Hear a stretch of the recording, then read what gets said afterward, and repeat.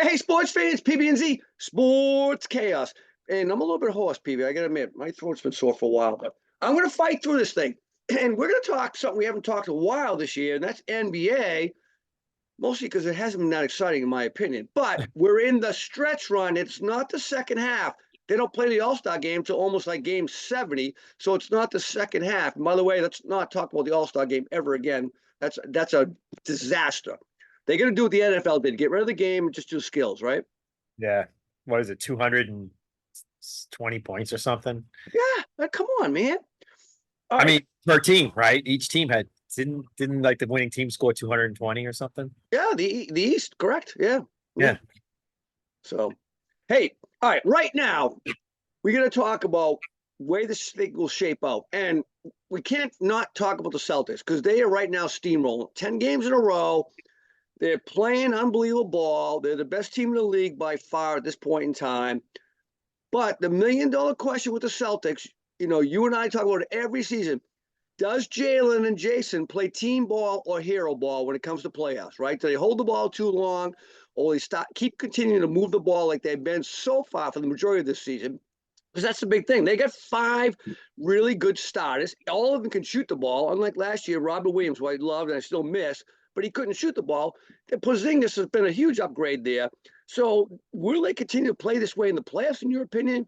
Or will their spines crack once again and they've shown no balls and, Jalen and Jason go back to hero ball? What do you think? This could be their year, man. It's been a long stretch, by the way. 2008, this is the second longest stretch in Celtics history of not having a championship. Yeah. Yeah, this could be their year. I mean, they're looking great. The only thing that scares me is there's just you got to get through a lot of teams. We all know that they've load managed throughout the year, different teams to get ready for the playoffs. And some of these teams come in like last year, the Heat as an example, they barely squeaked in the playoffs as an 8 and they go to the NBA championship, PB, So my argument there is that every team in the East has real warts, real warts. I mean, you got Philly with Joel Embiid, who some people say shouldn't come back, right? And if he does, is he going to be even closer to the player he was? So far, Dame and Giannis, which I thought was the scariest team going in when they made that trade, they haven't, along with Middleton still on the team, and the big guy Brook Lopez, they still haven't gelled. It doesn't seem like the move to Doc Rivers hasn't really paid off. Except they're 5-0 since the All-Star game, so give them some credit there. The Heat, I mean, they might even they're right. Are they in the play-in right now? I don't even know. they're in the play and they're like the 8 or something. But that's what I'm Okay. saying. Like, come playoff time, Spoelstra is going to coach that team up.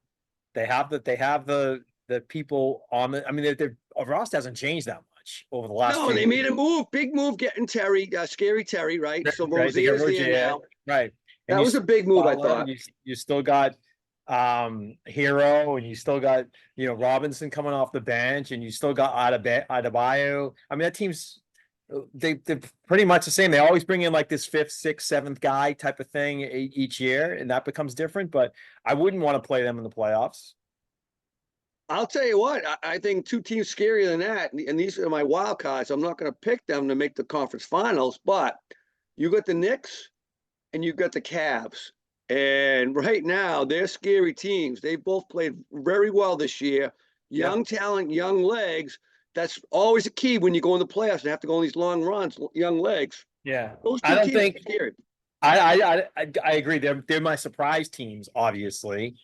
The Knicks and the Cavs, but I don't think they're going to last. I think there's too many teams that are deeper, better coaching, better top to bottom rosters. And, I'm going to say the same thing about when we get to the West with Minnesota and Oklahoma City. I think they're surprises, but I just don't think they're going to win in the playoffs. And I think at the end, you're going to see teams like the Bucks and the Celtics and the Heat are the ones that are going to be there.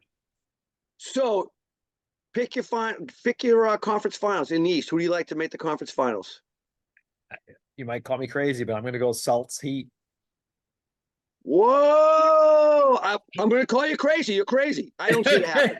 I see the Heat. I see the Heat out in the first round this time. I think they just don't have it this year for some reason or other. There's no spark there. Can they do it like you said, like they did last year? Yeah, but I don't see it happening. And there's too many obstacles in their way. I am going to say Celtics Bucks. I'm very nervous about those picks, but mostly because what I just said about the Bucks, they haven't gelled yet. Doc hasn't really put together the schematic that he wants. Celtics, I think they make the finals for sure. They got too much talent. They're rolling too much right I now. They agree. should make the finals. I agree. But the Bucks are the ones that scare me the most. So Okay. let's move out west. Let's Oh. go out west. But we both got the Celtics going though to the finals. I do take the Celtics all the way to that one. Okay. As of today, I'm going to take the Celtics to the finals. Yes. Okay. All right. Let's go out the west. First of all, we're going to speak about LeBron for a minute. You know, I don't want to put him on that Mount Rushmore. I've never have said he's one of the 4 greatest, but Dan, the guy's about to go over 40,000 freaking career points. And I just heard a math on this formula. You have to play 20 years, averaging 71 games a year and scoring 27 points per game to do that. No one's ever going to do that again. When we've talked about records in sports, it'll never be touched. That's one of them, right? Could be. You never know. I mean, I know the game's wide open now. People score a lot of points, but you've got to be a pretty phenomenal freak of nature to play 20 freaking years, averaging 20. He's never averaged less than 25 in a game in his life, in his career, I mean. Wow. Every season. So kudos to him. All right. Speaking of the West, though, it's a good possibility we will not see LeBron nor Steph maybe even in the playoffs. They probably get to the play-in, but they may not even make the playoffs, right? Right. They're both in play and range right now, I think, right? Correct. So that'd be interesting, but I put Golden State in that same vein that I put Miami in, where, come playoff time, Steve Kerr coaches them up, Steph Curry and company, they still got Draymond, Wiggins has been out. So, Wiggins coming back towards the end of the year is going to help them a little bit, and by the way, Kuminga has become a star for them. That's the biggest thing they needed. Somebody else besides the big 3. He's become a star for them, especially with Clay having an up and down season. Yeah. So there would be my sleeper to kind of creep in and still maybe get to the Final Four or the conference finals in the West. They are the team that scares you, right?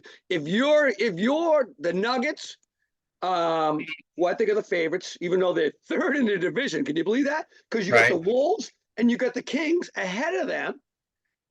I don't know if those two can actually last to the finals, but the Golden State would scare me more. If I'm any of the top teams, that would be the team I'd be afraid of the most, right? Yep, I would be too. And that's why I think Minnesota and Oklahoma City, they're the surprise teams right now. They're the 1 and 2 seeds. But whoever ends up winning those play-ins and gets the 7 or 8, it could be Golden State and the Lakers, and they'll beat Minnesota and they'll beat Oklahoma City. I guarantee it. If that's happening, and your 1 and 2s are out, now all of a sudden the Nuggets sitting at 3 are the home court advantage team. So I like where the Nuggets are right now. I still think they're the class of the West right now. And you look at their roster top to bottom, I think they have the best roster. Well, when they decide they want to play, sometimes they seem to be a little bit, take a game break. But when they want to play, like against the Celtics a few weeks back in Boston, when they handled the Celtics easily, your point is right on. It's spot on, man. I will say this about Minnesota. The other one is the Thunder. OKC with the kid Shai Gilgeous Alexander, I think it is. I mean, he's been playing unbelievable. He's got 30 plus games, over 30 points this year. Some people have him in the MVP running of all people. That's unbelievable. But Minnesota, I think, has with Anthony Edwards, with Rudy Gobert, and the other guy, Karl Anthony Towns, they get a front court that can scare you any day of the week, right? So that's the team I'm a little bit nervous about. But in my mind, if you're asking me who's going to make the finals, and we haven't even mentioned yet the Clippers, Phoenix Suns, or Phoenix, right? Or the Clippers, right? I think the Clippers. And by the way, I heard Russell Westbrook got hurt last night. I believe he broke. I wrote it down. He broke something. I think it was. Russ broke a hand. He broke his hand in the game last night. So if it's shooting hand, that's problematic, right? You don't recover from that, by the first round of the playoffs. Right. I agree with that. But they're the team when healthy, and they're not now, but when healthy, they've got 2 guys have been MVPs in their career. one other guy that's been an MVP in the finals twice in Kawhi, right? And Paul Kawhi. George is probably the best all-around player on the team. That's the team that could ski. And of course, Phoenix has got Devin Booker. They've got KD. obviously KD, and then if he can never get healthy this year, Bradley Beal, which was supposed to be the big three. And we're not even talking about those guys at this point in time. I do think Clippers will gel. They've been on a run since the new year.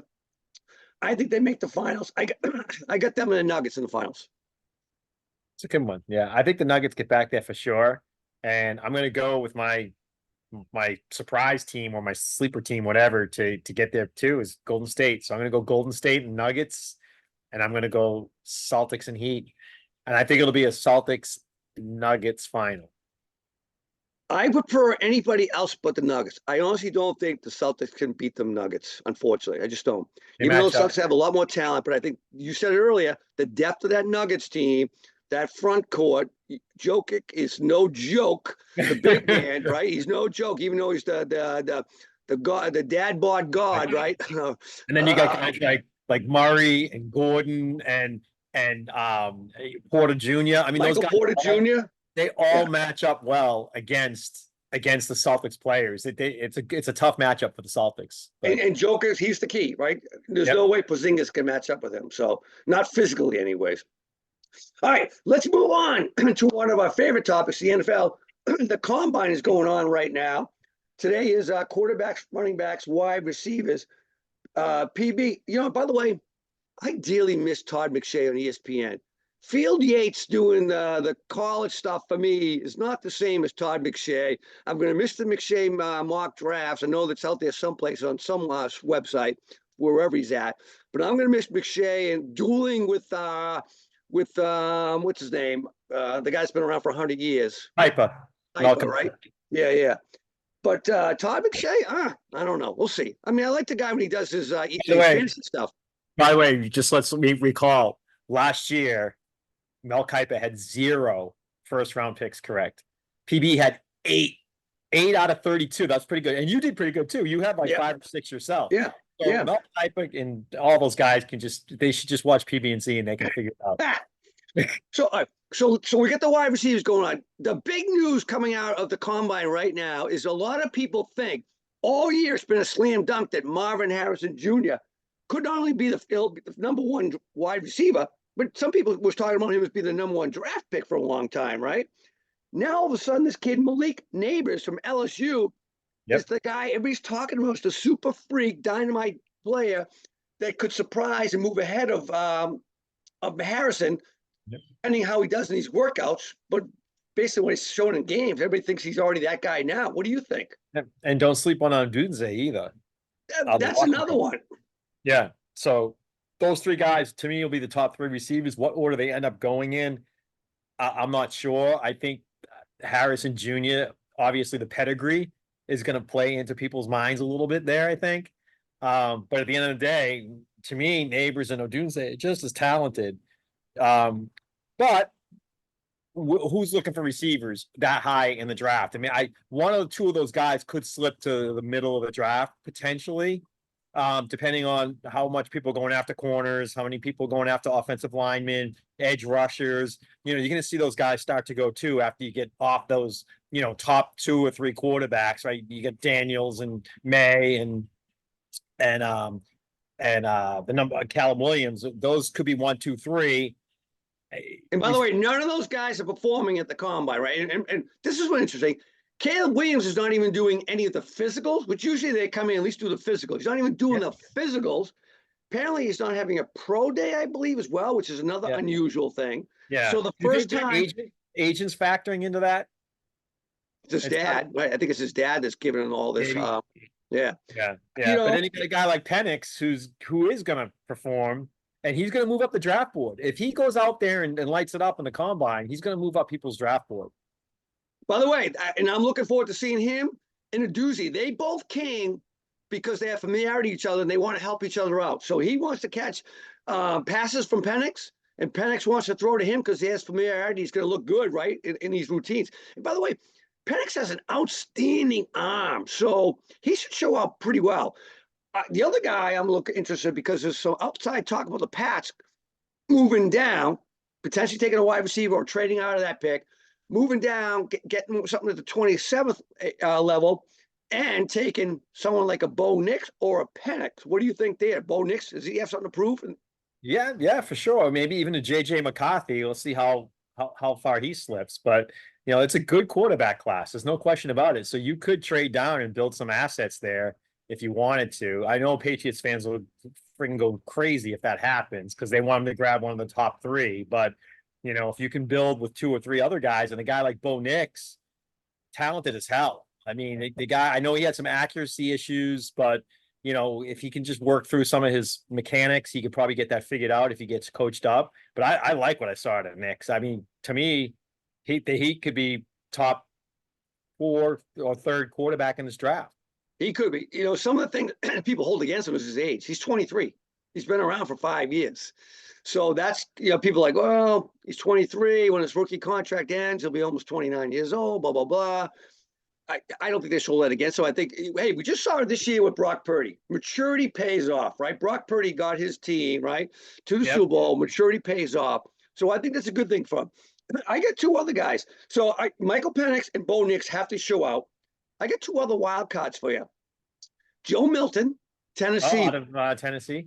Who some people says have the best arm talent by far in this draft. 80 yards he can throw without a struggle. And the guy who I was huge on when he was at Oklahoma, he's now kind of gone, the afterthought. Spencer Rattler. The guy still has arm talent. You can't coach arm talent. You either have it or you don't, right? You can't just, you're born with it. So when a guy has arm talent, if he has the right coach around him, I still say when he was a freshman at Oklahoma, to me, he was the next Patrick Mahomes. With the way he threw the ball, every angle, he was like a baseball player because I believe I played baseball too. I'm looking forward to see how he performs in this combine. Yeah, me too. So can we say that this is a really good quarterback draft? Obviously, it's a good wide receiver draft. This is not a good running back draft. It really isn't. I mean, there's guys. No. I mean, who's at the top of the draft? The kid Brooks out of Texas.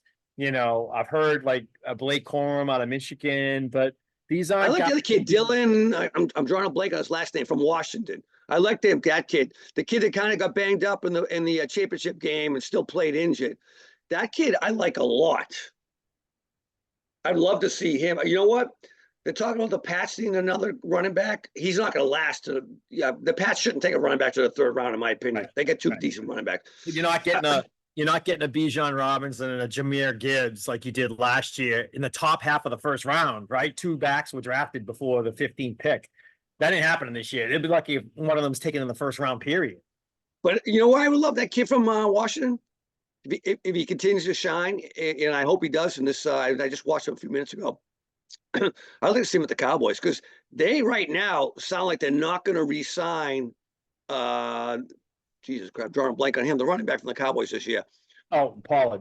Yeah, it sounds like they're not going to re-sign him. So what are they going to do? They don't have anybody else on the roster. Yeah. So that would be a big move. Hey, speaking of the combine, though, why some guys don't want to perform.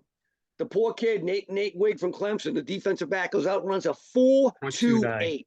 A 4.28. And he gets injured, right? Yeah.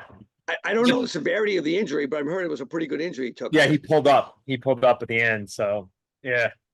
But that's why guys don't like to perform. The other guy that showed out was a kid from Florida State, defensive tackle, Brandon Fisk. 297, he ran a 4.8. Yeah, I think it was like a 4.7 something. Yeah. It was under 4.8. Okay, wow. Yeah. Holy shit. Please. Can you imagine? Yeah. That's no, crazy. I can't imagine. I can't imagine. So, that's why guys show up there, definitely, without a doubt. Anything else you're looking forward to out of this combine, other than people playing and running drills? Yeah, no, we pretty much covered it. So, okay. Yeah, so I'm feeling good. PB's going to be on the road. I won't be around next weekend, so we're going to have to pause things for next weekend. Yeah, but we'll be back at you pretty soon, right? Yeah. Hey, we're gonna give some. Where's the NHL going at this point in time? The Bruins are in a little bit of a slide, and then it's MLB kicked off, right? We're in preseason training, right? So next is that topic. Yeah. Well, we'll have our what do you call it? Our fantasy baseball show and our baseball preview show. coming Ooh, up soon. looking All forward right. to that. All right, man. Take care. I'll talk to you soon. All right.